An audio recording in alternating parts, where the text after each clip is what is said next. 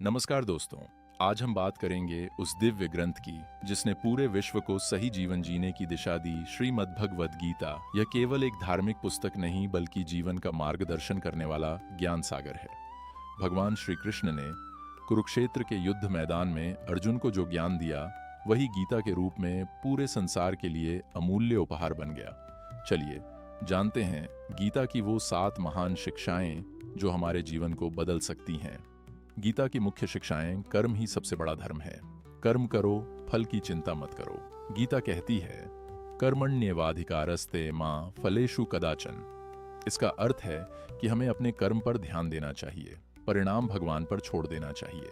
इससे हम निराशा, डर और असफलता से मुक्त हो जाते हैं। आत्मज्ञान ही सच्चा ज्ञान है। भगवान कृष्ण कहते हैं, आत्मा न कभी जन्म लेती है न कभी मरती है। जब हम ये समझ लेते हैं कि आत्मा अमर है, तब जीवन के उतार चढ़ाव हमें हिला नहीं सकते। यह हमें शांति और स्थिरता देता है।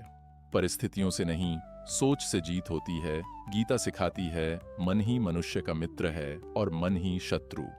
जो अपने मन को जीत लेता है वही सच्चा विजेता बनता है। इसलिए ध्यान, संयम और सकारात्मक सोच अपनाओ। आसक्ति छोड़ो, शांति पाओ। जब हम हर चीज से जरूरत से ज्यादा जुड़ जाते हैं तो दुख पाते हैं। गीता कहती है, जो कुछ भी होता है वह अच्छे के लिए ही होता है।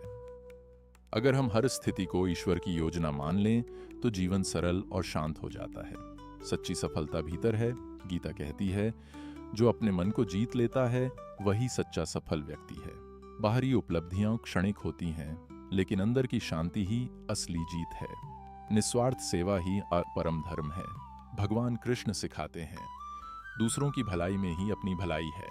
जब हम बिना स्वार्थ दूसरों की मदद करते हैं तो वही सच्चा भक्ति मार्ग है। समय सबसे बड़ा शिक्षक है। गीता कहती है, इसका मतलब है कि परिवर्तन ही जीवन का नियम है।